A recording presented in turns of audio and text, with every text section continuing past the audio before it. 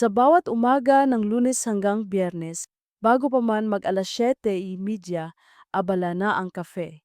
Ang tunog ng espresso machine, ang mahinang bulong ng gilingan ng kape, at ang paulit-ulit na pagbukas ng pintuan ay parang musika na kinabisado ko na.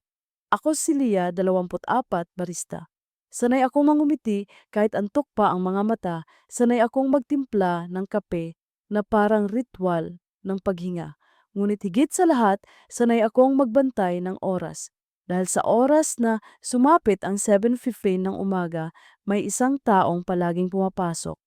Hindi ko alam ang pangalan niya noong una. Tinawag ko siyang Mr. 7:15.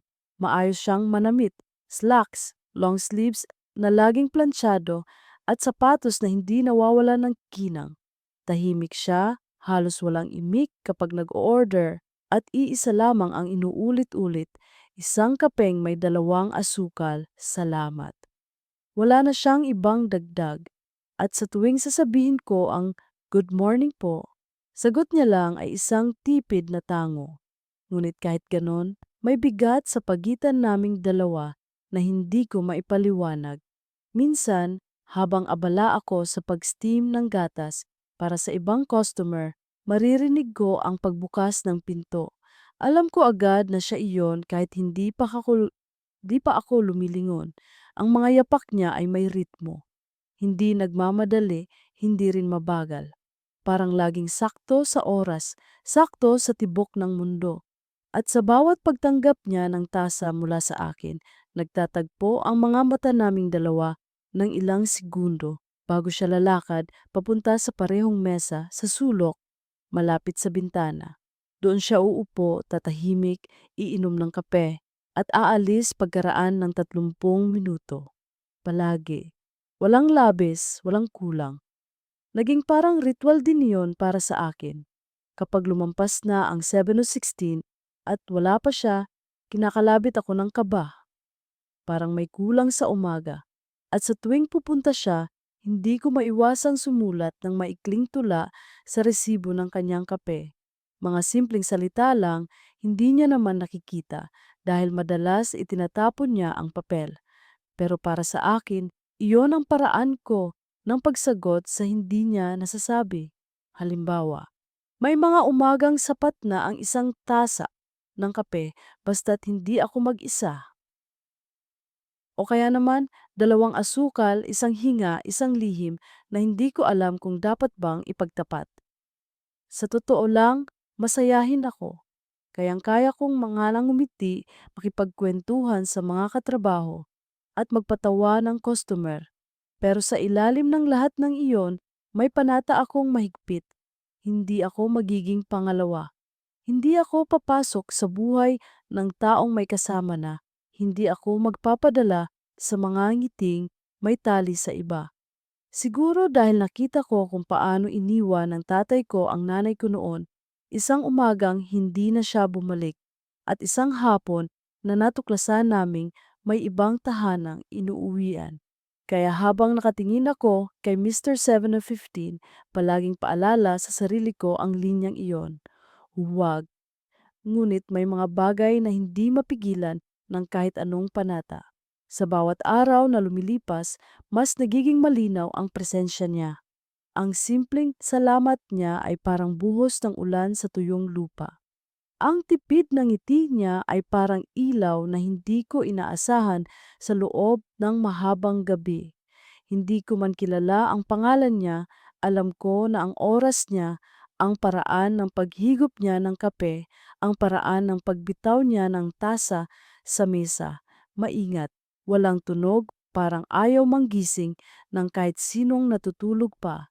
Hanggang isang Martes ng umaga, dumating siya gaya ng nakagawian. Ngunit sa oras na iyon, tila mas magulo ang paligid.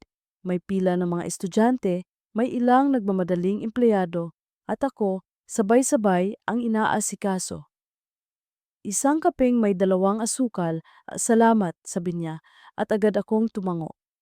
Sa pagmamadali, hindi ko napansin na iniwan niya ang wallet sa ibabaw ng counter matapos magbayad. Nakita ko iyon nang lumipas na ang 5 minuto. Kinuha ko agad at sumilip sa sulok kung saan siya nakaupo. Naroon pa rin siya, tahimik, nakatitig sa bintana. Huminga ako ng malalim bago nilapitan siya. Sir, wika ko, marahang inilapag ang wallet sa mesa. Nakalimutan niyo po ito. Nagulat siya, agad na kinuha, at sa unang pagkakataon, nakita kong medyo namula ang kanyang pisngi. Salamat, sabi niya, mas mahina kaysa dati. At sa sandaling iyon, bago ko pa maialis ang kamay ko sa mesa, napansin ko ang nakasilip na ID card mula sa wallet. Nakalagay doon, Arman de la Cruz. Doon ko unang nalaman ang pangalan niya. Ngunit higit pa sa pangalan, may isa pang bagay ang kumurot sa akin. Habang inabot niya ang wallet, napansin ko ang kanyang kaliwang kamay. May suot siyang singsing, hindi kumikintab. Tila matagal nang hindi kinikiskis ng anumang tela, ngunit malinaw ang marka. Hindi ito bagong kwento. Ito'y tanda ng isang bagay na matagal nang nakapako. Bumalik ako sa counter na parang may bigat na hindi ko kayang itapon. Pinilit kong ngumiti sa mga sumunod na customer, pinilit kong kalimutan ang nakita. Ngunit nang mag-alis siya, iniwan niya sa mesa ang resibo ng kape. At sa resibong iyon, nakasulat ang maliit kong tula na hindi ko alam kung bakit ko sinulat. Kapeng may asukal, walang pangalan. Ngunit may marka na hindi pwedeng balewalain. Sa araw na iyon, hindi ako mapakali. Umuwi ako na parang may tanikala sa dibdib. Sa bahay, tinignan ko ang mga kamay ko. Walang singsing, walang tanda, walang anino. At doon ko naramdaman ang unang panginginig ng panatang matagal kong hinawakan. Paano kung mabiyak ito? Kinabukasan, dumating muli si Mr. 715, si Arman. Maayos pa rin ang suot, dala pa rin ang parehong katahimikan. Ngunit sa pagkakataong ito, nang abutin niya ang tasa, tumingin siya ng mas matagal.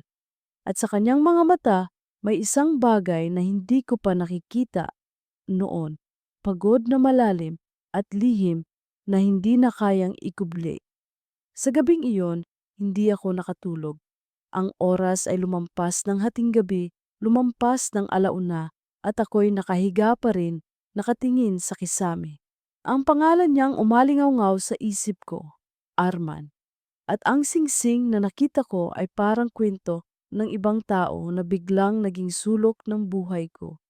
Sa susunod na umaga, habang hinahanda ko ang kafe, hindi ko maiwasang manginig ang kamay ko sa paglalagay ng asukal. Dalawa tulad ng nakagawian. Ngunit bago ko ipasa ang tasa, idinagdag ko ang isang simpleng pangungusap sa resibo. Hindi lahat ng tahimik ay walang kwento. Nang dumating siya ng 7:15, kinuha niya ang kape gaya ng dati. Ngunit sa oras na iyon, imbes na itapon agad ang resibo, binasa niya ito. At sa unang pagkakataon, nakita ko siyang ngumiti. Hindi tipid, hindi sa pilitan, kundi isang ngiting may lungkot at pasasalamat. At doon nagsimula ang pagbabago. Pagkatapos ng umagang iyon nang ngumiti siya, matapos basahin ang sulat ko sa resibo, hindi na nawala sa pandinig ko ang sariling pintig. Parang umaangkas sa tunog ng gilingan ng kape at singaw ng espresso. Mas madalas, mas matinis. Sa loob ng kafe, pareho pa rin ang lahat. Ang mga mukha ng suki, ang amoy ng bagong lutong pandesal na ipinasok ni Kuya sa basket, ang lumang orasan sa dingding na minsan nauuna ng 2 minuto.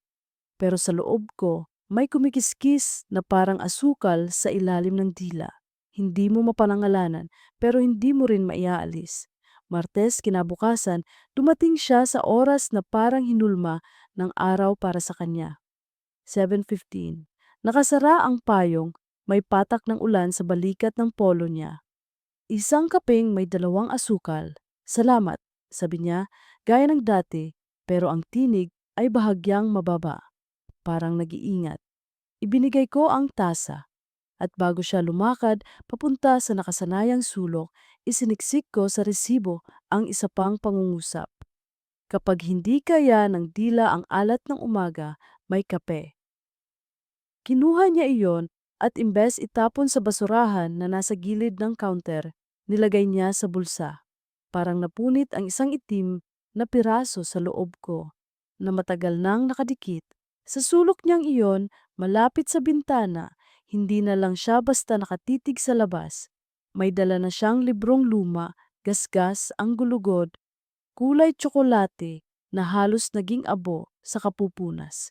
Hindi ko mabasa ang pamagat mula rito, pero nakita kong may dobleng tiklop ang isang pahina na parang sinubukan niyang tandaan o marahil ipinagpanggap lang niyang may babalikan. Tumitigil siya tuwing halaman sa labas ang sumasayaw sa ulan, tumatawa ng mahina kapag may batang naglalaro sa gilid ng bangketa at nagtatakbo sa ilalim ng bubong. At ako, kunwari, abala sa pagbibilang ng coins, pero kabisado ko ang bawat pag-angat ng kilay niya. Miyerkules, bumigat ang ulan. Nagkumahog ang mga tao, may kumaladkad ng payong. May pumasok na basang-basa ang palda at sapatos. Maingay ang kafe, mga tsekeng tinatampal sa mesa, mga tawanan ng mag-aamigas na nagtatago sa bagyo. Mukhang rehearsal ng isang palabas na hindi ko alam ang script. At sa gitna nito, dumating siyang huli. 7:22. May init sa ulo kong hindi ko alam kung bakit. Parang nawala ng timpla ang umaga dahil sa 7 minutong kulang. Basang-basa ang baraso niya, nanginginig ang kamay na parang tinamaan ng hangin na galing sa pinto. Isang kapeng may 2 asukal. Salamat ulit niya, medyo hingal. Pasensya ka na, traffic sa tulay may nagbanggaan. Naghintay ako, halos hindi ko sinadyang lumabas ang tinig na iyon. Agad ko ring kinain ang salita. I mean, may pila pero okay lang. Hindi niya binawi ang tingin sa akin at doon ko nakita ang isang bagay na hindi ko inaasahan. Humina ang pader sa pagitan naming dalawa. Salamat sa paghihintay, sabi niya, at parang lumuwag ang sinturo ng dibdib ko. Sa resibo, isinulat ko. Ang pagdating ay hindi palaging maaga. Minsan, ang mahalaga ay hindi ka nawawala. Napatingin siya at sa unang pagkakataon, may marahang tango ang labi niya na parang pasasalamat na hindi kailangan ng salita. Huwebes ng gabi, pauwi na ako, mabigat ang bag, mataas ang takong na mura lang pero maingay. Umupo ako sa bus sa bandang hulihan. Sa labas, kumakain ng ilaw ang aspalto. Sa mga mata ko, naglalaro ang tanong, paano kung naririnig niya ako? Paano kung binabasa niya ang mga resibo, hindi lang itinatago para sa gwardiya? Ang kamay ko, sanay sa pagtitimpla ng tamis, ngayon ay nanginginig sa bawat pagbuklat ng notebook na dala ko sa bulsa. Sumulat ako ng isang taludtod. Itong, kahit may pangalan na, huwag mo munang tawagin. Hindi para sa kanya, para sa sarili ko.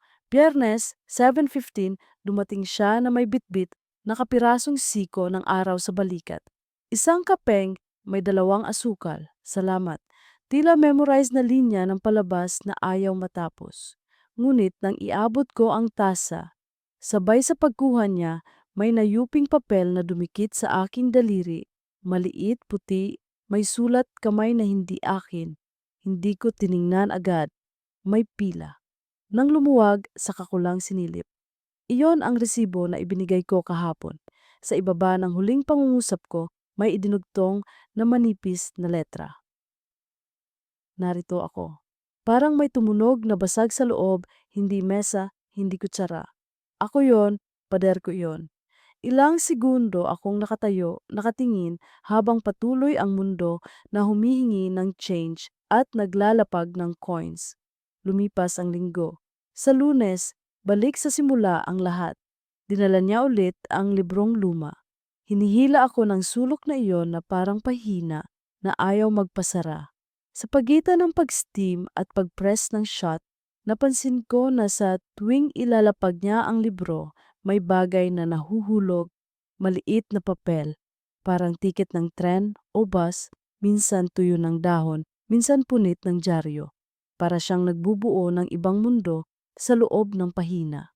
At doon ko biglang natanto, hindi lang kape ang ritual niya. May isa pa. Ang ilusyon ng paglalakbay sa gitna ng lahat ng nananatili. Sa tanghalian matapos ang morning rush, lumabas ako sandali. Kinuha ang hangin na nakatali sa mga kahabaan ng jeep. Naglakad ako hanggang kanto, bumili ng 2 pandesal, kumain sa ilalim ng tolda. May mga batang tumatakbo, may tindero ng balot na maagang namamakyaw, may lola na pinipisil ang bayong na para bang puso niya ang laman. Bumalik ako sa kafe na may bagong laman ang dibdib. Hindi ako nag-iisa sa mundong nakikinig. Pero kakaiba pa rin ang bangin na kinatatayuan ko. Malalim, malamig, at may pader na singsing. Martes, umulan ulit. Nagdudumali ang lahat. Pumasok siya, may patak ng ulan sa pilikmata. Dumiretso sa counter, iniabot ang bills at bago siya bumalik sa upuan, nagtanong, sa unang pagkakataon, hindi tungkol sa asukal. Ikaw ang sumusulat sa resibo? Parang may bumagsak na tasa sa loob ko. Tumingala ako. Mahilig lang po ako, pang-aabala sa umaga. Umiling siya, banayad. Hindi abala. May mga salitang huminto siya, parang naniniguro kung may karapatan ba siyang magpatuloy. Nakakatulong gawin ang kape na mas totoo. At saka siya tumawa, saka nagbiro na tila mabilis na dumaan sa bibig. Baka isang araw singilin mo na ako pertaludtod. Nagbalik ako ng nangiti, pero hindi nakarating ang alo sa loob. Dahil ang totoo, singil na ang puso ko sa witik ng pangungusap niyang iyon. Miyerkules. May dalang bag siyang hindi ko pa nakitang dala niya. Hindi malaki, hindi mabigat, pero halatang pinili. Pagkaupo niya, inilabas niya ang librong luma at isa pang manipis na notebook na malinis pa. Hindi niya ito binuksan. Inilapag lang niya sa tabi, parang bantay ng pahina. Anong binabasa niyo? Tanong ko nang ilapit ko ang tubig. Mga kwento ng taong umalis, sagot niya. At bumalik. Napakagat ako sa labi. Masarap yon? Depende, sagot niya. Kung saan ka galing? Hating gabi, pauwi ako, nagbasa ng chat sa GC namin ng barista. Si Jonah may meme. Si Miko may rant sa customer na ayaw tumanggap na ubos na ang caramel. Ako, nakatype ng good night pero hindi na send. Pumikit ako sa jeep habang kumakaskas ang ulan sa bubong. Sa isip ko, paulit-ulit ang narito ako na isinulat niya sa resibo. Nasaang rito? Sa mesa, sa umaga, sa pagitan naming dalawa, o sa isang mundo na hindi pwedeng tawiran ng mga taong may tanikala? Huwebes, dumami ang suking estudyante. May quiz daw sila, kaya nag-abang ng kape. Inuna ko sila habang sa gilid ng paningin ko, nakikita kong hawak niya ang librong luma, hindi binubuksan, parang pinipisil lang para maalala ang lakas. Nang gumaan ang pila, lumapit siya sa counter, hindi para umorder, kundi para mag-iwan ng maliit na kahon. Para sa tip jar, sabi niya, turo ang maliit na lukab na pinagtatapunan ng barya ng mga tao. Para sa kape ng kung sinong kakailanganin. Bago ko pa maitanggi, itinulak niya ang kahon sa loob. Huwag mo nang buksan. Maliit lang yan. Natawa ako ng mahina. Sige, sabi ko, i-receipt ko? Umiling siya. Hindi lahat kailangang pangalanan. Nakitawa ako, pero may sakit sa gilid ng tawa ko. Biyernes, 7:15, dumating siyang may band-aid sa hintuturo. Napatingin ako. Bawas tayo ng asukal ngayon, biro ko. Baka sa daliri napunta yung tamis. Umismid siyang nakatawa. Kalyo lang, sanay na to. Inabot ko ang tasa at sa resibo nagsulat ako. Ang tamis ay hindi palaging galing sa asukal. Binasa niya iyon at sa unang beses, hindi siya agad umalis. Lia, mahina niyang sabi, biglang mabigat ang tunog ng pangalan ko sa bibig niya na parang nahulog sa hagdan at hindi na umangal Magkikita tayo araw-araw pero hindi kita kilala. Natigilan ako. Hindi rin kita kilala, sagot ko. At baka tama lang yon, tumango siya. Baka nga, lumipas ang isa pang linggo. Ang ritmo namin ay naging mas tiyak, mas marahan. Siya sa sulok, ako sa makina, ang resibo sa pagitan. Isang umaga ng Lunes, dumating siya ng mas maaga, 7:10. Wala pang masyadong tao, nagpapalit pa lang ako ng towel sa steam wand. Pasensya, sabi niya, hindi pa oras? May mga umagang pwedeng maaga, sagot ko. At may mga usapang wag na sanang maaga. Napangiti siya, naghintay ng hindi naghahanap ng salita. Nang iabot ko ang tasa, hindi ko na sinulatan ang resibo. At marahil iyon ang unang twist ng araw, hindi lahat ng damdamin kailangang ipirmi sa tinta para maging totoo. Martes, dumating ang bagyo na walang pangalan. Nagtakasan ang mga taong may payong, may tumakbo na parang wala ng patutunguhan. Ang kafe ay naging kanlungan. Amoy basa, amoy supot ng pandesal na dumikit ang singaw sa dingding. Dumating siya, basa ang laylayan, at sa mga mata niya may takot na hindi mula sa ulan. Dalawa pa ring asukal, mahina niyang sabi. At kung pwede, tubig. Tumango ako, nilagay sa tray, inabot. Ilang segundo kaming nagtitigan bago siya tumungo. Lia, bulong niya, pwedeng, pwedeng dito muna ako hanggang gumaan ang ulan. Hindi sa akin ang upuan, tugon ko, pero pwede. Nang tumila ang patak, lumapit siya sa counter dala ang librong luma. Alam mo, wika niya, may mga pahina rin palang hindi napupunit kahit basang-basa. Kasi matigas ang gulugod, sagot ko. Umiling siya, mabigat. Hindi, kasi marunong mag-ingat ang kamay. Tumingin siya sa aking mga daliri na may marka na ng mapurol na kutsilyo at kape. Marunong ka sigurong mag-ingat. Kapag may dahilan, sagot ko. At kapag may pangako, Miyerkules wala siya. 7:15 wala. 7:30 wala. 7:45 wala. Parang may pumutol na lubid sa loob. Nasanay man ako sa katiyakan, hindi ako handa sa kawalan. Sa kalagitnaan ng rush, napuno ang dibdib ko ng pangungusap na hindi ko alam kung kanino ko sasabihin, narito ako. Pero walang sasalo. Kumakaway ang orasan, puro salita ang harap ko. Tinapos ko ang shift na parang lumang linya ng tren na ayaw umandar pero walang karapatan tumigil. Huwebes, bumalik siya, may bagong pila sa gilid ng libro, may bahagyang pamumutla sa gilid ng bibig. Ngunit ang singsing, nandoon pa din, luma, mapusyaw, pero hindi umaalis. Isang kapeng may 2 asukal. Salamat, sabi niya, parang walang nangyari. Inabot ko ang tasa at hindi ko napansin kung saan nanggaling ang tapang. Pero ang tanong ay lumabas na parang dugo sa malalim na hiwa. Masaya ka ba?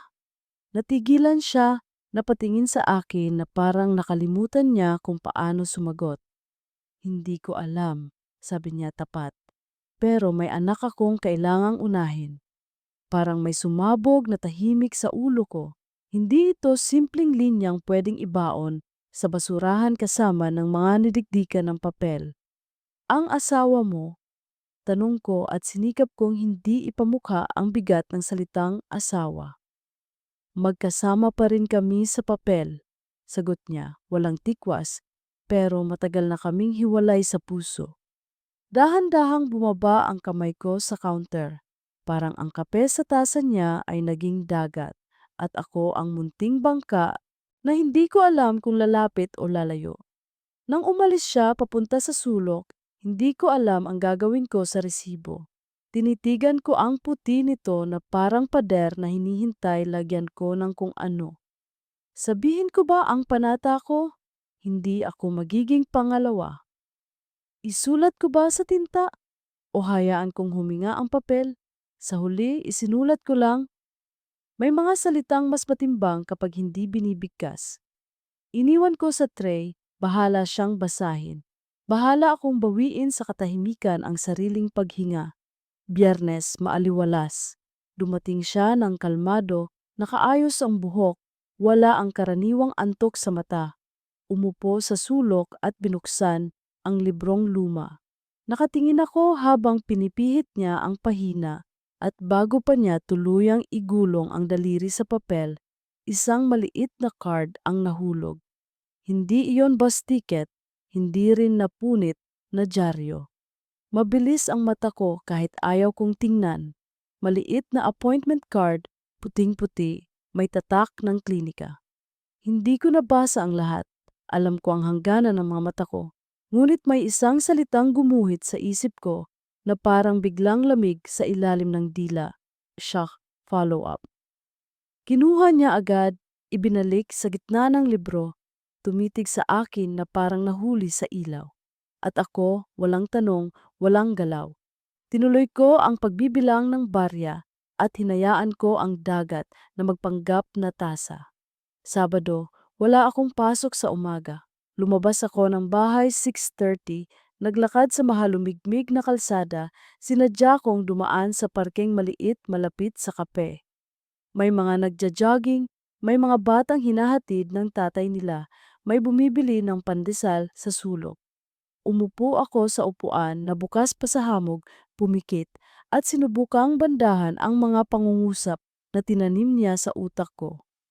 Hindi ko alam may anak ako hiwalay sa puso. Bawat salita parang butil ng asukal, natutunaw kapag tinanggap mo, pero nag-iiwan ng lagkit sa dila. Pagbalik ko sa kafe, nagbukas na si Jonah ng mga ilaw. "Uy, Lia," sabi niya. "May nagtanong kanina kung anong oras ka papasok." Parang tinuka ang sikmura ko. "Sino?" Tanong ko kahit alam ko na. "Yung naka-long sleeves lagi. Yung may librong luma." Tumawa si Jonah, walang mali siya. "Crush ka yata." Napangiti ako na parang nilagyan ng asin ang sugat. Ako ang crush ng lahat na may pangangailangan ng kape. Sagot ko at pareho kaming natawa sa kababawa ng biro. 7:15, pumasok siya. Maaliwalas ang mukha ngunit may punit na hindi kita sa sinumang hindi araw-araw ang kanyang umaga. Isang kapeng may 2 asukal. Salamat. Inabot ko ang tasa at sa resibo, walang tula ngayong araw. Sa halip binigkas ko, mahina ang hindi ko sinulat. Arman. Napatingin siya, parang gulat na narinig ang sariling pangalan sa bibig ng hindi niya inaasahan. "Lia," sagot niya. Pareho kaming tumawa ng mahina, parang 2 tao sa loob ng silid-aklatan na natukso ng ingay. Hindi ko alam kung paano ako nakarating sa dulo ng shift. Ang mga paa ko, sanay tumayo, ngayon ay may halong pagod na hindi sakop ng sahig. Umuwi ako sa jeep, tinawid ang mga poste ng kuryenteng puno ng ibon. Sa bahay, inabutan akong gising ang ilaw, nakahain ng tinapay na walang palaman. Naupo ako sa sahig at binuksan ang notebook. Sinulat ko ang natitira sa lalamunan. Ang panata ay pader na itinayo ko para hindi magiba ang loob. Ngunit paano kung ang pader mismo ang lumuluha? Hinipan ko ang dulo ng tinta bago ipinikit ang mata. Sa labas, may sumipol na tricycle, may tumawa sa kapitbahay, may aso sa kanto. Sa loob ko, may umuugong na tanong na hindi pa dapat sagutin.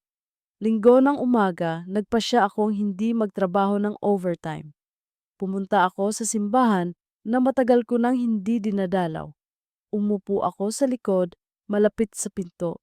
Nakikinig sa homilya tungkol sa katapatan na hindi laging masaya, tungkol sa pag-ibig na hindi laging malaya. Sa bawat salita ng pari, naglalakad ang isip ko pabalik sa kafe, sa resibo, sa librong luma, sa appointment card na may salitang "slash follow-up", sa singsing na matagal nang hindi kinikintab. Bago ako lumabas, nagsindi ako ng kandila, hindi para sa amin. Para sa sarili ko, na magtira ng ilaw kung sakaling mawalan ako nito sa gitna ng pag-iingat. Kinabukasan, Lunes, naghahalo ang amoy ng bagong giling na beans at linis ng sahig. Pumasok siya, sakto sa oras may ngiti na parang natutong humawak ng bigat nang hindi ibinabagsak. Isang kapeng may 2 asukal. Salamat, Inabot ko ang tasa at sa resibo, isinulat ko ang tanging kaya kong ialok na hindi sumusubok tumawid. Jibubo, kung may araw na kailangan mong magsalita, narito ang mesa. Binasa niya tumango at imbes umupo agad, tumabi siya sa counter, hindi lumalapit ng sobra. Lia, wika niya. May mga bagay na hindi ko alam kung saan magsisimula. Matagal na kaming hiwalay sa puso, pero hindi sa papel. May anak kami, kailangan kong maging ama kahit saan ako ilagay. At kung minsan, hindi sapat ang dalawang asukal. Napalunok ako, ang hangin sa kape ay parang biglang lumapot. Hindi ko hinihingi ang higit, dagdag niya, halos pabulong. Hindi ko alam kung ano ang hinihingi ko. Hindi ako sumagot, sapagkat sa mismong sandaling iyon, alam kong ang tanging sagot na maibibigay ko ay ang pag-alam kung hanggang saan ang mesa at saan nagsisimula ang pinto. Inabot ko ang tasa ng buo at sa mata ko ibinuhos ko ang tanging panata na natira. Hindi ako magiging pangalawa. Hindi ko iyon sinabi, pero alam kong mababasa niya iyon sa pagitan ng singaw ng kape at lamig ng salamin ng bintana. Pag-upo niya sa sulok, binuksan niya ang librong luma. Nahulog ang isang papel, hindi appointment card ngayong araw, kundi krayon na guhit ng batang kamay. Bilog na araw, bahay na may bubong. Lalaking stick figure na may maliit na kahawak na bilog, marahil lobo. At sa ibabaw nakasulat na nanginig ang core ng puso ko. Papa, mabilis niya iyong pinulot, marahang hinalikan at ibinalik sa pagitan ng pahina. Hindi ako lumapit, hindi ako tumalikod. Tinitigan ko lang ang sariling kamay na sanay magsalin ng tamis. At sa palad, dama ko ang bigat ng asukal na hindi mo pwedeng bawasan kapag ibang buhay ang nakasalalay. Sa labas, gumapang ang araw mula sa bubong ng karinderya. Sa loob, sumiksik ang tahimik ng dalawang taong hindi pwedeng umabot sa kung saan. At sa dulo ng umagang iyon, bago siya umalis, iniwan niya ang resibo sa tray, hindi tulad ng dati. Kinuha ko, walang pera, walang barya. May dalawang salita lang, sulat kamay, pantay, mabagal. Salamat, Lia. At doon ko nalaman, nagsisimula na tayong magsalita sa dila ng katotohanan, kahit ang bawat salita ay parang bato sa bulsa sa gitna ng ilog. Ang mga araw matapos ang salamat Lia na isinulat niya sa resibo ay parang mahabang buhaghag na dahon na tinatangay ng hangin. Hindi ko alam kung saan tutungo, pero alam kong may bigat itong dala. Sa bawat umaga ng 7:15, lalo kong nararamdaman na hindi na lang basta ritual ang pagdating niya. May kasamang pakiramdam na parang hinahabol ko ang sariling anino. Lunes ng sumunod na linggo, dumating siya ng maaga, 7:10. Wala pang masyadong tao, kaya kitang-kita ko ang paraan ng pagbukas niya ng pinto. Pagod ang mga mata, ngunit may kung anong pagpipilit ng ngumiti. Isang kapeng may dalawang asukal. Salamat, sabi niya, at sa unang pagkakataon, hindi siya agad umalis sa counter. Nanatili siya roon, nakatayo, parang may hinahabol na sagot mula sa mga mata ko. Arman, bulong ko, mahina. Hindi ko na kinaya ang layo ng hindi pagtawag sa pangalan niya. At nang marinig niya iyon, napalunok siya. Salamat, Lian, ulit niya. Pero ngayon ay mas mabigat, mas personal, parang may nakalagay na palad sa pagitan naming dalawa. Sa resibo, hindi ako nagsulat ng tula. Isinulat ko lang, kung hindi mo kayang sabihing lahat, sapat na ang totoo. Inabot ko iyon kasabay ng tasa. Nang basahin niya, parang may nahulog na pader sa loob ng mata niya. Umupo siya sa sulok, binuksan ang librong luma, pero halatang hindi niya mabasa ang kahit anong pahina. Nakatitig lang siya, hawak-hawak ang resibo na parang ito na ang pinakaimportanteng dokumento ng umaga. Kinahapunan, matapos ang shift, hindi ako umuwi agad. Tumigil ako sa maliit na parkeng malapit sa kafe. Doon, nakaupo ako sa bangko habang pinapanood ang mga batang naglalaro. Napansin kong hindi ko na maitatanggi sa sarili ko. Hinahanap ko na siya hindi lang tuwing 7:15, kundi sa bawat oras na tahimik ang paligid.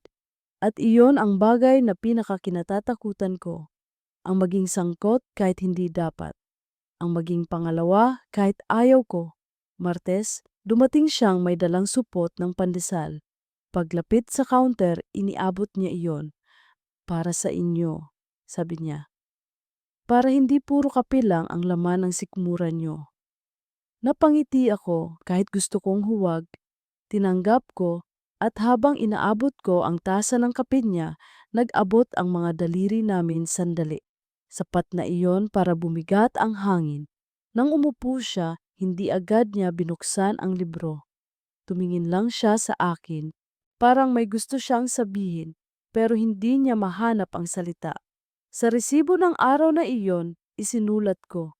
May mga bagay na mas mabigat kapag hindi binibitawan. Kinuha niya, pinasa at sa unang pagkakataon, iningatan niya itong maayos. Pinilas ang gilid at isinilid sa librong luma. Miyerkules, umuulan. Bumuhos ang malakas na ulan na parang hindi matatapos. Dumating siya, basang-basa ang balikat at halatang giniginaw. Inabot ko ang tasa ng kape, pero hindi ko na napigilan ang sarili ko. Umupo ka muna rito, huwag ka muna sa sulok. Baka lamigin ka lalo. Tumingin siya, nag-alinlangan, pero umupo rin sa stool sa harap ng counter. Doon ko lang nakita ng malapitan ang mga mata niyang pagod. May guhit ng puyat at ang mga kamay niyang nanginginig na marahil hindi lang dulot ng ulan. Matagal na ba kayong hiwalay? Hindi ko alam kung bakit ko naitanong, pero lumabas na lang. Napatingin siya sa akin at sa loob ng ilang segundo, walang ingay sa pagitan namin maliban sa tunog ng ulan. Matagal na, sagot niya. Sa puso, oo, sa papel, hindi pa. May anak kami. At hanggang hindi ko siya kayang hiwalayan ng buo, may tali pa rin ako. Parang binalatan ang dibdib ko. Gusto kong magsalita, pero wala akong maisip. Kaya isinulat ko na lang sa resibo. Ang katotohanan, kahit masakit, mas mabigat kapag ikinukubli. Kinuha niya iyon, binasa at marahang tumango. Huwebes ng madaling araw, pauwi ako mula sa kafe. Naglakad ako sa ilalim ng mga ilaw ng poste, basang simento, malamig na hangin. Sa bawat hakbang, iniisip ko ang mga salita niya. May anak kami. Doon ko napagtanto kung gaano kahigpit ang panatang pinanghahawakan ko at kung gaano kasakit na ngayon, parang nababasag ito unti-unti. Biyernes, hindi siya dumating. 7:15, wala siya. 7:30, wala. 8 mula, wala pa na rin. Parang may pumunit sa loob ko. Sanay akong may katiyakan, pero ngayon walang dumating. Nang matapos ang shift, umuwi akong mabigat ang hakbang. Umupo ako sa kama at nagsulat sa notebook. Mas mahirap pala ang hindi malaman kaysa marinig ang masakit na totoo. Sabado ng umaga, habang inaayos ko ang counter, pumasok ang isang babae. Halos kasing edad ko, naka-ponytail, simple ang suot, pero may bigat sa mga mata. May dala siyang maliit na kahon. Lumapit siya sa akin. Ikaw ba si Leah? Tanong niya. Natigilan ako. Opo, sagot ko. Inilapag niya ang kahon sa mesa. Ako si Meryl, asawa ni Arman. Para akong natuyuan ng dugo sa katawan. Hindi siya galit, hindi siya sumisigaw. Pagod lang ang boses niya. Binuksan niya ang kahon at inilabas ang isang singsing. Luma, kupas, hindi kumikintab. Inilapag niya ito sa counter. Hindi ko na siya hinihintay, sabi niya. Hindi ko na rin kayang magpanggap na kami pa. Ito, ibigay mo sa kanya kung dumating siya. O itago mo. Wala na akong pakialam. Hindi ko alam kung ano ang sasabihin ko. Tumingin lang ako sa singsing na parang bituin na namatay na matagal na, pero ngayon ko lang nakita ang anino. Nang umalis si Meryl, Naiwan ako sa likod ng counter, hawak ang kahon, nanginginig ang kamay. Nang gabing iyon, hindi ako nakatulog. Pinagmasdan ko ang singsing, paulit-ulit na iniikot sa palad ko. Sa isip ko, tanong ng tanong, anong gagawin ko dito? Ibabalik ko ba? Itatago o itatapon? Ngunit higit sa lahat, mas mabigat ang tanong na hindi ko maamin. Bakit ako nasasaktan gayong hindi naman ako dapat kasama sa kwento nila? Linggo, nakatulala ako sa cafe, hawak ang kahon sa ilalim ng counter. At sa unang pagkakataon, natanto kong hindi ko kayang takasan ang katotohanan. Kung dumating siya, kailangan naming mag-usap. Hindi na pwedeng puro resibo, hindi na pwedeng puro salita sa pagitan. Kailangan naming harapin ang bagay na matagal na naming tinatakasang banggitin. Kung saan ba talaga ako nakatayo sa mundong ginagalawan niya. At sa sipang 15 ng umaga, bumukas ang pinto. Dumating siya, si Arman. Ngunit ngayon, wala na ang singsing sa daliri niya. At ang mga kamay niyang nakapulupot sa tasa ng kape ay nanginginig, hindi dahil sa lamig, kundi dahil sa isang bagay na mas malalim, mas matagal niyang tinatago. Nang makita ko siyang dumating nang walang singsing sa daliri, para akong binuhusan ng malamig na tubig. Hindi ko alam kung bakit ganoon kalakas ang kabog ng dibdib ko. Kung dahil ba sa bigat ng kahong iniwan ni Meryl o dahil sa katotohanang nakikita ko na ngayon sa balat niya ang bakas ng isang pasya. Pero higit sa lahat, hindi iyon ang unang napansin ko. Kamay niyang nakahawak sa tasa ng kape ay nanginginig. Isang kapeng may 2 asukal, salamat. Bulong niya, gaya ng dati. Pero hindi na gaya ng dati ang boses niya. May panginginig din, may bigat na parang bawat salita ay kailangan niyang itulak palabas. Tahimik kong tinimpla ang kape. Sa bawat pagbuhos ng mainit na tubig, naririnig ko ang sariling hinga na parang humahabol. 2 kutsaritang asukal, hinahalo ko ng mabagal, sinisilip ko ang kanyang mga mata. Doon ko nakitang hindi lang pagod ang nakaukit, kundi takot. Inabot ko ang tasa at kasabay nito, isinilid ko sa tray ang maliit na kahon ng singsing na iniwan ni Meryl. Hindi ko alam kung tama ang ginagawa ko. Hindi ko alam kung handa akong makita ang reaksyon niya. Pero kailangan. Hindi ko kayang itago iyon sa kanya. Nagtagpo ang mga mata namin. Iniwan niya sa akin. Mahina kong sabi, si Meryl, siya mismo ang nagbigay. Napatigil siya, tila hindi inaasahan. Tinitigan niya ang kahon, hindi agad ginalaw. Pagkaraan ng ilang segundo, marahan niyang binuksan. Doon, nakita niyang muli ang singsing na matagal na niyang suot, ngayon ay nasa pagitan na ng aming mga kamay. Napapikit siya at sa isang iglap parang tumanda siya ng 10 taon sa harap ko. Hindi ko alam kung anong gagawin ko rito. Mahina niyang sabi. Pero siguro eto na ang huling sagot na matagal ko nang hindi tinatanggap.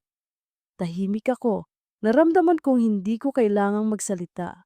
Pinagmasdan ko lang siya at ang bawat segundo ay parang talulot na malayang nalalaglag sa hangin. Sa dulo, isinara niya ang kahon, inilagay sa bulsa, at ininom ang unang lagok ng kape. Doon ko lang napansin na mas malakas ang panginginig ng kanyang kamay. Arman, bulong ko, may sakit ka ba? Natigilan siya, tumingin sa akin na parang nahuli sa liwanag. Hindi agad siya sumagot. Sa halip, pinisil niya ang tasa, pilit pinapakalma ang sarili. Pagkaraan ng ilang sandali, tumango siya. Matagal na, sagot niya, mahina, halos pabulong. Hindi ko lang sinasabi, hindi ko alam kung paano, hindi ko rin alam kung kanino. Parang huminto ang mundo. Ang ingay ng kafe, ang pagtunog ng pinto, ang tawanan ng mga estudyanteng dumating, lahat iyon ay parang naglaho sa pagitan naming dalawa. Anong sakit? Tanong ko, halos hindi ko naramdaman ang sariling tinig. Hindi naman nakamamatay agad, sagot niya. pero unti-unting nanghihina ang katawan. Madalas manginig, madalas mahilo. Sabi ng doktor, kailangan ng gamutan, kailangan ng pahinga. Pero paano? Paano kung may anak kang umaasa at may trabaho kang hindi mo pwedeng bitawan? Pinilit kong lunukin ang namuong luha. Hindi ko dapat maramdaman ang ganito. Hindi ko dapat hayaan ang sarili kong maging bahagi ng sakit niya. Pero hindi ko rin kayang talikuran ang katotohanang narito siya, humihingi ng kahit anong sagot na hindi niya maibigay sa sarili. Bakit hindi mo sinabi? Tanong ko, mahigpit ang kamay ko sa resibo. Kasi hindi ko alam kung may makikinig, sagot niya. At kapag nagsalita ako, parang nagiging mas totoo. Tahimik kong isinulat sa resibo. Mas mabigat ang lihim kaysa sa sakit. Masakit pero hindi ka nag-iisa. Inabot ko iyon kasama ng isang piraso ng tissue. Binasa niya at doon na tuluyang bumigay ang mga mata niya. Kinabukasan, dumating pa rin siya. 7:15. May dalang librong luma pero hindi na niya binuksan. Umupo siya sa sulok, tahimik, hawak ang tasa ng kape na para bang iyon lang ang huling bagay na kumakapit sa kanya. At ako, sa counter pinagmamasdan siya mula sa malayo. Hindi ako lumapit, hindi ako nagtanong. Alam kong may mga salita na hindi dapat araw-araw ipilit, pero alam ko ring hindi na ako gaya ng dati. Hindi na lang basta barista ang papel ko, hindi na lang basta panunood mula sa malayo. May bahagi ng puso ko na natutong makinig ng hindi na iniisip kung tama ba o mali. Lumipas ang mga araw at sa bawat pagdating niya, mas nararamdaman kong nabubura ang hangganan ng panata ko. Hindi ako magiging pangalawa. Ngunit paano kung hindi na tungkol sa pagiging pangalawa ang usapan? Paano kung ang pinili kong pakinggan ay isang pusong naghahanap lang ng kasangga, hindi ng kapalit? Isang umaga Sabado, pumasok siya nang wala pang ibang tao. Ako lang at si Jonah sa counter. Naupo siya sa stool, hindi na sa sulok. Pwede ba kitang istorbohin sandali? Tanong niya. Tumingin ako kay Jonah at ngumiti siya, kunwaring busy sa pag-aayos ng mga baso. Tumango ako. Iya, sabi ni Arman. Matagal na akong hindi nakakapagsabi ng totoo. Sa anak ko lang ako nagiging totoo, pero hindi ko siya puwedeng guluhin ng bigat ko. Sa asawa ko, wala na kaming koneksyon. Sa mga kaibigan, puro biro at alak lang. Kaya siguro sa iyo ko nasabi. Kasi nararamdaman kong hindi mo ako huhusgahan. Naiwan akong nakatulala. Gusto kong sumagot pero wala akong mahanap na salita. Sa halip, inabot ko ang tasa ng kape at sa resibo isinulat ko. Para sa mga bagay na pinili nating maging totoo kahit hindi kayang tanggapin ng mundo. Binasa niya iyon at ngumiti, hindi tipid, hindi pilit, ngiting puno ng pasasalamat at sakit. Salamat Lia, ulit niya, at sa sandaling iyon alam kong hindi na ako makakatakas. Nang gabing iyon, umuwi akong mag-isa, dala ang amoy ng kape at tinta ng resibo. Sa kwarto, binuksan ko ang notebook ko at isinulat. May mga panata na nabibiyak hindi dahil mahina, kundi dahil mas malakas ang katotohanan kaysa sa takot. At sa unang pagkakataon, hindi ko alam kung paano ko haharapin ang umagang darating. Sapagkat ngayon, malinaw na sa akin, hindi na lang basta kape ang hinihintay ko sa Theodophy fight ng umaga, kundi ang tao sa likod ng nanginginig na kamay, sa likod ng singsing na iniwan, sa likod ng pangalang Arman. Lunes ng umaga, nagising ako bago pa tumunog ang alarm. Nakatingin lang ako sa kisame, pinapakinggan ang pintig ng relo sa dingding. Hindi na ako nakatulog ulit, parang alam na ng katawan ko na may darating na oras na hindi ko kayang palampasin. 7:15. Tumayo ako, naghilamos at naglakad papunta sa kafe ng mas maaga kaysa dati. Pagdating ko, ako ang unang nagbukas ng pinto at ang malamig na amoy ng kape ang unang humaplos sa akin. Habang inaayos ko ang counter, Paulit-ulit kong iniisip ang resibong isinulat ko para kay Arman noong nakaraang Sabado. Para sa mga bagay na pinili nating maging totoo kahit hindi kayang tanggapin ng mundo. Hindi ko alam kung naintindihan niya iyon. Hindi ko alam kung paano niya binasa. Pero sa loob-loob ko, ramdam kong may bahagi ng puso ko ang sumuko sa pagitan ng mga salita. 7:15, dumating siya, maayos ang suot pero may pagod sa mga mata. Sa halip na dumiretso sa sulok, tumigil siya sa harap ng counter. Isang kapeng may 2 asukal. Salamat, sabi niya, ngunit hindi iyon ang punto ng paglapit niya. Alam kong may dinadala siyang mas mabigat. Habang ginagawa ko ang kape, naramdaman ko ang titig niya. Hindi ako tumingin agad, pero ramdam ko ang bigat ng kanyang presensya. Nang inabot ko ang tasa, kasabay nito ay ang resibo na sinulatan ko ng minsan. Ang pinakamatapang na gawin ay aminin kung saan masakit. Binasa niya iyon at mahina siyang tumawa, ngiting may halong hapdi. Lia, bulong niya, minsan naiisip ko, hindi ko alam kung bakit ako pumapasok dito araw-araw. Hindi lang dahil sa kape. Siguro dahil dito lang ako nakakaramdam na hindi ako invisible. Hindi ko alam kung anong sasabihin. Kaya ngumiti lang ako, pilit na tinatago ang panginginig ng kamay ko. Siya na ang tumalikod at naupo sa sulok. Binuksan niya ang librong luma, ngunit halata sa kilos niya na hindi niya talaga binabasa ang mga salita. Tinitigan ko siya mula sa malayo at sa loob ng ilang segundo, nakalimutan kong barista lang ako at customer siya. Martes, dumating siyang muli, pero iba ang itsura niya, maputla, pawisan, at mas nanginginig ang mga kamay. Nag-alala ako. Arman, ayos ka lang ba? Tanong ko. Napatingin siya, ngumiti, pero halatang pilit. Pagod lang, mahina lang ang katawan. Hindi ko napigilang magsalita. Hindi ka dapat nagpapabaya. Baka kailangan mong magpatingin. Tinitingnan na ako, sagot niya. Pero hindi lahat ng gamutan ay tungkol sa katawan. Minsan, puso rin ang kailangang gamutin. Parang sumabog ang dibdib ko sa sinabi niya. At bago siya umalis, iniwan niya ang resibo na isinulatan ko ng simpleng pangungusap. Narito ako. Sa ibaba, may idinugtong siyang sulat kamay. At sana manatili ka. Miyerkules ng umaga, may nangyaring hindi ko inaasahan. Dumating si Meryl. Tahimik siyang lumapit sa counter. Walang dala ngayon, walang kahon, hindi rin siya galit, pero may bigat ang bawat hakbang.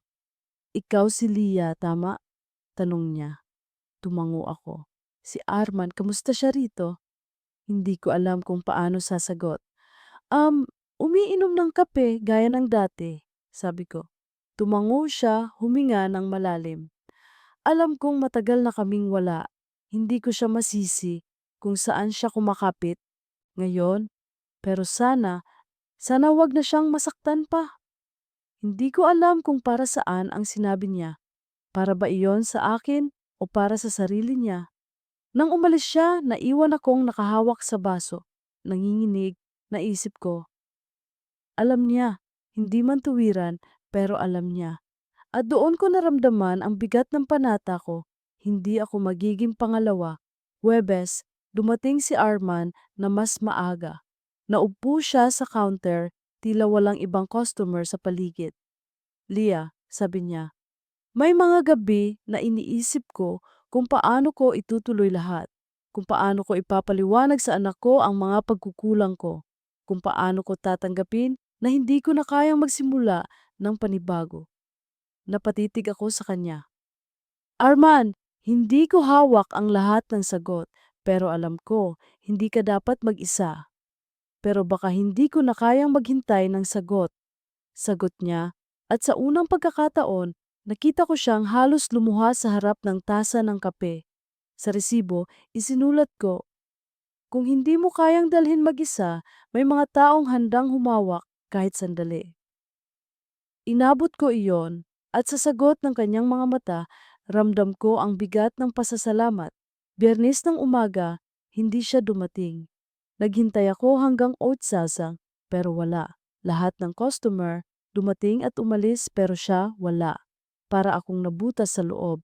Ang bawat kliyente na lumapit sa counter ay parang ulap na tinatakpan ang tanong. Nasaan siya? Sabado, hindi ko pa rin siya nakita. Lalong bumigat ang dibdib ko. Sa bawat paghalong ng gatas, sa bawat tunog ng espresso, naririnig ko ang pangalan niya sa isip ko. Sa gabi, umuwi akong dala ang mabigat na katahimikan. Linggo ng umaga, maagang dumating si Meryl. Ngayon, may dala siyang litrato. Larawan ni Arman kasama ang anak nila, bata pa, masaya, walang bigat. Inilapag niya iyon sa mesa. Ito ang dahilan kung bakit ayokong magalit sa kanya, sabi niya. Kasi kahit anong mangyari, ama pa rin siya ng anak ko. Tumango ako halos hindi makahinga. Mahal mo pa ba siya? Tanong ko bago ko napigilan ang sarili.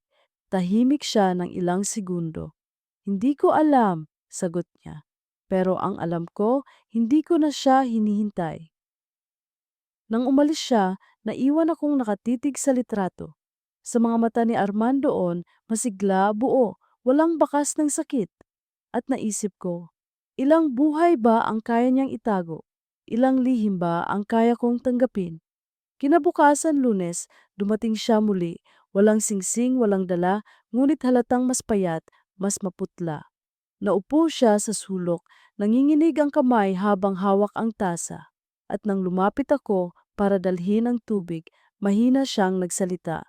Lia, hindi ako takot sa katapusan. Ang kinatatakutan ko, baka hindi ko na masabi ang lahat bago pa iyon dumating. At doon ko naintindihan. Ang bawat umagang 7:15 ay hindi lang ritual, kundi laban. At sa bawat tasa ng kape na may dalawang asukal, unti-unti niyang sinusubukang maging totoo, kahit ang katawan niya ay bumibigay na. Lunes ng umaga, hindi ako mapakali. Kahit bago pa mag 7:15, parang may alon na paulit-ulit na tumatama sa dibdib ko.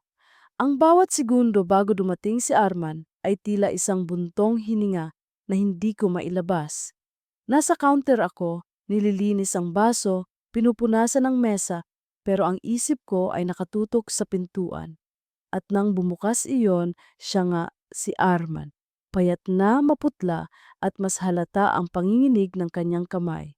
Pero nandun pa rin ang nangiti, payat nga lang, parang pilit na hinuhugot mula sa kailaliman ng kanyang sakit. Isang kapeng may dalawang asukal. Salamat, sabi niya. At sa boses niya, ramdam kong bawat salita ay mabigat. Tinitigan ko siya habang tinimpla ang kape. Dalawang kutsaritang asukal, hinahalo ko ng dahan-dahan, halos parang dasal, na sana ang bawat ikot ng kutsara ay magbigay ng lakas sa kanya. Nang inabot ko ang tasa, pinisil niya ang gilid nito gamit ang nanginginig na daliri. Halata sa mga mata niya na may kinikimkim siyang hindi na kayang itago. Umupo siya sa sulok gaya ng dati, ngunit ngayon hindi na niya binuksan ang librong luma. Sa halip, nakatitig lang siya sa tasa ng kape, parang doon niya hinuhugot ang lakas para huminga. Lumapit ako, nagkunwaring nagliligpit ng mesa sa tabi niya. At sa katahimikan naming dalawa, narinig ko siyang bulong, Lia, natatakot ako. Napatigil ako. Saan? Tanong ko, halos pabulong din. Sa pagising ng isang umaga na hindi ko na kayang bumangon. Sa araw na baka hindi ko na makita ang anak ko, hindi ko na maipaliwanag kung bakit ako nawala. Natatakot, akong hindi ko masabi ang lahat bago pa dumating ang katapusan. Ramdam ko ang bigat ng mga salita niya. Hindi ko alam kung paano ako makakasagot. Kaya kinuha ko ang resibo at ballpen at mabilis kong isinulat. Kung hindi mo masabi lahat ngayon, sapat na ang isa. Hindi ka nag-iisa. Inabot ko iyon, binasa niya at doon, sa gitna ng cafe na puno ng ingay ng mga customer, nakita kong tumulo ang luha sa mata ni Arman. Kinagabihan, hindi ako mapakali. Sa bawat tunog ng orasan, naririnig ko ang bulong niya. Natatakot ako. Bumangon ako mula sa kama at binuksan ang notebook ko. Isinulat ko roon, ang sakit na hindi nakikita ay mas mabigat kaysa sa pilat na lantad at may mga takot na hindi matatalo ng kahit ilang asukal sa kape. Martes ng umaga, dumating siya ngunit halatang hirap siyang huminga. Nakaupo na agad siya sa stool sa harap ng counter. "Pasensya ka na, Lia," sabi niya. "Hindi ko kaya sa sulok ngayon. Parang masyadong malayo." Umiling ako. "Hindi mo kailangang humingi ng pasensya. Dito ka lang." Tinimplahan ko siya ng kape, 2 asukal pa rin. Inabot ko pero hindi niya agad kinuha. Sa halip, tinignan niya ako ng diretso. "Lia, kung sakaling isang araw hindi na ako makabalik dito, huwag mong isipin na hindi ako lumaban. Lahat ng pagpunta ko dito, laban na. Parang may umigting na tali sa dibdib ko. Gusto kong sabihin na huwag siyang magsalita ng ganun. Gusto kong sabihin marami pa siyang bukas. Pero alam kong hindi iyon ang totoo. Kaya ngumiti na lang ako kahit nanginginig. Arman, habang narito ka, may bukas pa. Miyerkules, hindi siya dumating. 7:15, wala. 7:30, wala pa rin. Nakayuko ako sa counter, pilit na pinapakalma ang sarili. Baka may check-up, baka may trabaho, baka may dahilan. Pero hanggang natapos ang shift, hindi siya dumating. Sa bahay, halos hindi ako makakain. Pinikit ko ang mga mata, pero ang nakikita ko ay ang upuang laging inuupuan niya. Bakante, malamig, walang laman. Huwebes, pumasok siya, ngunit hindi mag-isa. May kasamang batang lalaki, mga 7 taon siguro, payat din pero may nangiti na parang araw. Siya si Eli, pakilala ni Arman. "Anak ko." Napatigil ako, hindi ko alam kung anong sasabihin. Ngumiti ang bata.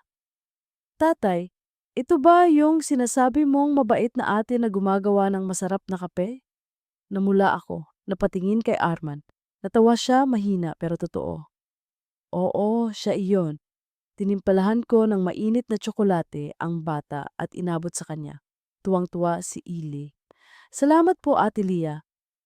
Siguro iyon ang unang pagkakataon na narinig ko ang pangalan ko mula sa bibig ng isang bata. Puno ng tuwa, walang halong sakit. Pero kasabay noon, ramdam ko rin ang bigat na hindi ako pwedeng pumasok sa mundong iyon. Ang mundong iyon ay pag-aari nila. Nang umalis sila, isinulat ko sa resibo na iniwan ni Arman sa mesa. Ang pinakamagandang dahilan para lumaban ay ang mga matang umaasa sa'yo. Alam kong para iyon kay Ilay. Biyernes, nagbalik siya mag-isa. Pagod, maputla, pero may ngiti pa rin. Umupo siya sa sulok at bago siya uminom nagsalita. "Lia, alam kong mahirap ito. Alam kong hindi ko dapat hinihila ka sa pagitan ng buhay na hindi naman sa iyo. Pero sa bawat kape, sa bawat salita mo sa resibo, parang natututo akong tanggapin na may mga bagay na hindi ko kontrolado, na hindi ko kailangang mag-isa." Hindi ko napigilan ang luhang tumulo. Hindi ko siya sinagot, pero isinulat ko sa resibo. Minsan, sapat na ang makinig para hindi ka maligaw. Sabado, hindi siya dumating. Linggo, wala pa rin. Sa loob ng kafe, parang mas malakas ang tunog ng espresso machine, mas mabigat ang paglalakad ng mga tao. At ako, nakatingin sa pinto, umaasang bubukas iyon sa 7:15. Pero walang arman na dumating. Kinagabihan, nakaupo ako sa kama, hawak ang notebook. Isinulat ko roon, may mga laban na hindi araw-araw nasasaksihan ng mata at may mga tao na dumarating sa buhay mo para ipaalala na may halaga ang pakikinig kahit hindi ka makakasama hanggang dulo. At sa katahimikan ng gabi, naramdaman kong papalapit ang sandali na baka kailangan ko nang tanggapin. Hindi lahat ng umagang may kape ay may kasamang Arman. Lunes ng madaling araw, mas maaga akong nagising kaysa sa alarm. Wala pa ang liwanag ng araw, ngunit gising na gising ang dibdib ko. Parang hinahabol ng hininga na wala namang dahilan. Pumasok ako sa kafe bago magbukas at habang pinupunasan ko ang mesa at inaayos ang mga baso, hindi ko maiwasang tumingin sa pinto. And, mga kamay ko, sanay sa ritual ng pagtitimpla, ngayon ay nanginginig hindi dahil sa lamig kundi sa kaba. 7:15. Dumating siya, ngunit iba siya sa nakasanayan kong Arman. Mas maputla, mas payat at mas mabigat ang bawat hakbang niya. Hindi na matalim ang titig niya, may kalungkutan na mahirap itago. Ngumiti siya ng mahina, halos hindi makita. Isang kapeng may 2 asukal, salamat, bulong niya at ang tinig niya ay parang piraso ng hangin na madaling madurog. Tinimplahan ko agad siya ng kape, dahan-dahan kong inihalo ang 2 kutsaritang asukal. At sa bawat pag-ikot ng kutsara, parang dasal ang sumasabay. Sana kaya pa niya, sana hindi pa ito ang huli. Nang inabot ko ang tasa, pinisil niya ito ng 2 kamay, marahang nagpasalamat, at umupo sa sulok na tila pamilyar na altar ng kanyang kaluluwa. Nakatitig lang siya sa tasa. Hindi niya binuksan ang librong luma. Hindi siya tumingin sa labas. Tila siya nakikipaglaban sa loob at ako nasa kabilang dulo ng laban na iyon. Lumapit ako, nagkunwaring nagliligpit ng mesa at sa mahinang tinig nagsalita siya. Lia, hindi ko alam kung hanggang kailan pa ako makakaupo rito. Napatigil ako parang binuhusan ng malamig na tubig. Huwag mong sabihin yan, bulong ko. Ngumiti siya ng mapait. Totoo naman, nararamdaman ko, lumiliit ang mga umaga ko at ayokong dumating ang araw na hindi ako makakapagpaalam. Hindi ko alam kung anong dapat kong sabihin, kaya kinuha ko ang resibo at isinulat ko, kung may araw na huli, sana alam mong may isa kang umagang hindi ka nag-isa. Inabot ko iyon at sa pagtingin niya nakita kong kumislap ang luhang pinipigilan niya. Kinabukasan, Martes, hindi siya dumating. Nakatingin ako sa pinto hanggang 8:00, ngunit wala. Ang bawat customer na pumapasok ay parang multo na dumadaan, walang dala kundi alaala ng taong hinahanap ko. Pag-uwi ko, binuksan ko ang notebook at isinulat. Mas mabigat pala ang bakanting upuan kaysa sa katahimikang puno ng sakit. Miyerkules ng umaga, dumating siya, ngunit hindi mag-isa. Kasama niya ang anak niya, si Ilay. Nakahawak sa kamay niya, masigla ang bata, nakangiti. Ate Lia, sigaw ni Ili. At sa sandaling iyon, natunaw ang bigat na dinadala ko. Tinimplahan ko siya ng mainit na tsokolate at habang iniinom niya ito, nakatingin ako kay Arman. Maputla pa rin siya, nanginginig pa rin, ngunit mas buhay ang mga mata niya habang pinagmamasdan ang anak. Siya ang dahilan kung bakit ako pumupunta rito. Bulong niya habang hindi nakatingin sa akin. Para ipaalala sa sarili ko na may umagang kailangan ko pang lumaban. Ngumiti ako kahit nangingilid ang luha. At siya rin ang dahilan kung bakit hindi mo dapat sumuko. Sagot ko. Isinulat ko sa resibo. Ang lakas ay hindi laging sa katawan, kundi sa mga matang hindi mo kayang iwanan. Biyernes, hindi siya dumating. Sabado, wala pa rin. Linggo ng hapon, dumating si Meril. Nakaupo siya sa counter tahimik, may hawak na maliit na sobre. Lia, sabi niya, alam kong hindi ko karapatang makialam, pero kailangan mong malaman. Inilapag niya ang sobre. Ito ang resulta ng huling check-up ni Arman. Hindi ko alam kung nakita na niya o kung itinatago niya, pero isa lang ang tiyak, mas kaunti na ang oras niya kaysa iniisip natin. Nanlamig ako. Hindi ko alam kung paano tatanggapin. Gusto kong tanungin si Meryl kung bakit sa akin niya sinabi, pero wala akong lakas. Tumayo siya at bago umalis bumulong, salamat kasi alam kong sa bawat umagang kasama kanya rito, hindi siya nag-isa. Kinagabihan, hindi ako makatulog. Binuksan ko ang sobre at sa loob may mga termino na hindi ko lubos maintindihan. mga medikal na salita, mga numero. At sa dulo, nakasulat ang salitang Jitzjas Chronic. Doon ko lang naramdaman ang bigat ng lahat. Lunes ng umaga, pumasok siya, maputla, halos hindi makalakad ng tuwid. Tinimplahan ko agad siya ng kape, ngunit sa halip na 2 asukal, 3 ang nilagay ko. Inabot ko iyon at sa resibo, isinulat ko, para sa mga bagay na pinili nating maging totoo. Binasa niya iyon, tumingin sa akin at ngumiti, hindi ngiting pilit, hindi ngiting pagod, kundi ngiting puno ng pasasalamat. Salamat, Lia, bulong niya. Ito ang pinakamatamis na kape na natikman ko. At sa sandaling iyon, alam kong kahit gaano kabigat ang katapusan, may isa kaming umagang naging buo. Sa huling linggo ng Setyembre, kakaiba ang hangin sa kafe. Hindi ko alam kung dahil sa pagbabagong dalangin ng panahon, simula na, na ng malamig na simoy ng bare months, o dahil mas ramdam ko na ang kawalan sa bawat umagang hindi dumarating si Arman. Bawat pagbukas ng pinto ay inakala kong siya, ngunit ibang mukha ang pumapasok. Mga estudyante, mga empleyadong nagmamadali, mga lolo't lolang may baon pang pandesal. Wala siya. Nakatayo ako sa counter, hawak ang baso ng tubig, nakatingin sa pintuan na para bang doon magmumula ang sagot.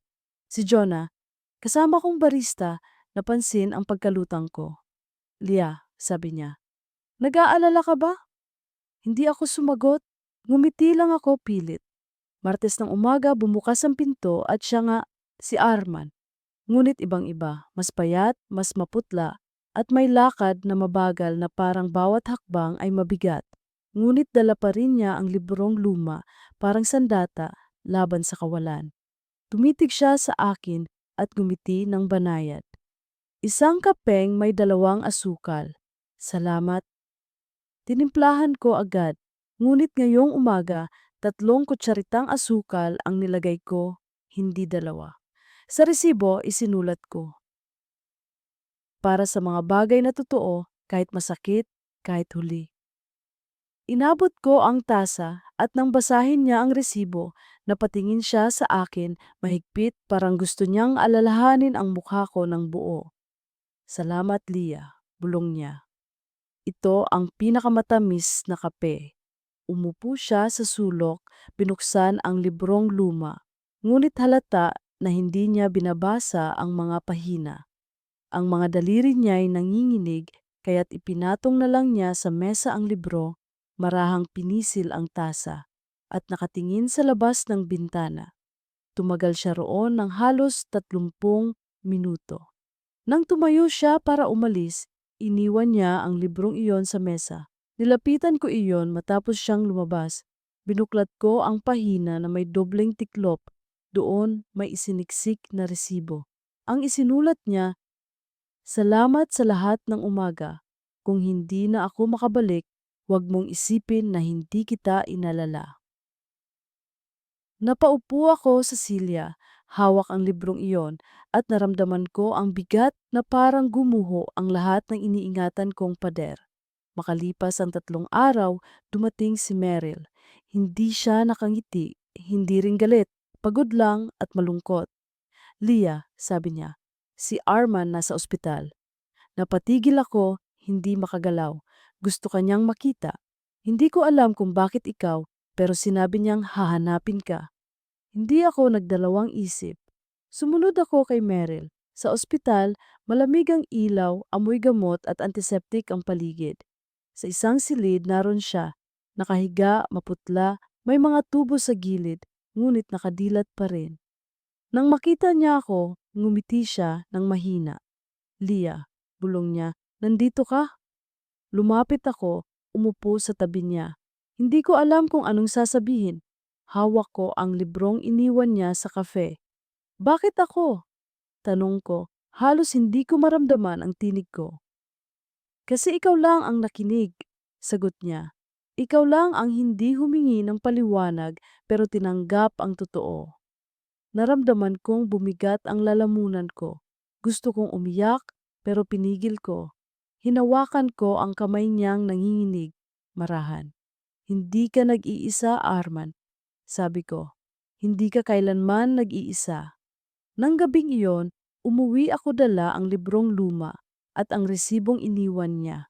Binuklat ko ang notebook ko at isinulat, may mga tao na dumarating sa oras na hindi mo inaasahan, hindi para manatili, kundi para ipaalala na kaya mong maging totoo.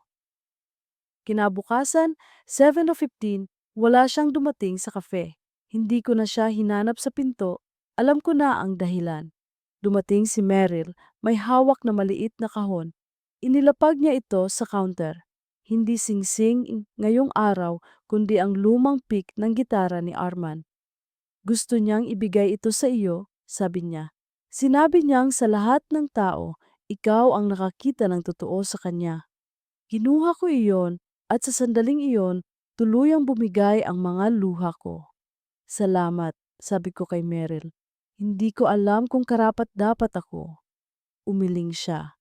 Hindi ito tungkol sa pagiging karapat-dapat. Ito tungkol sa pagiging tapat. Mula noon, wala na si Arman sa 7:15 ng umaga. Ngunit tuwing tatama ang orasan, sa oras na iyon, nakatingin ako sa pintuan ng kafe, hindi para maghintay, kundi para alalahanin. At sa bawat kape na ginagawa ko, hindi na dalawa ang asukal na nilalagay ko, kundi tatlo, isang paalala na minsan may mga katotohanan na kailangang tanggapin, kahit masakit, kahit huli. Sa huling pahina ng notebook ko, isinulat ko, kapeng may asukal, walang pangalan, ngunit may alaala at may puso na natutong maging tot. Oo, kahit kailangang maglakad palayo. At nang gabing iyon, isinara ko ang kafe, pinatay ang ilaw at bago lumabas inilagay ko ang librong iniwan niya sa isang sulok ng istante. Hindi para kalimutan, kundi para ipaalala, may mga umagang hindi babalik, ngunit sapat na ang iniwang tamis para maalala mo kung gaano ka naging totoo, kahit sandali lang.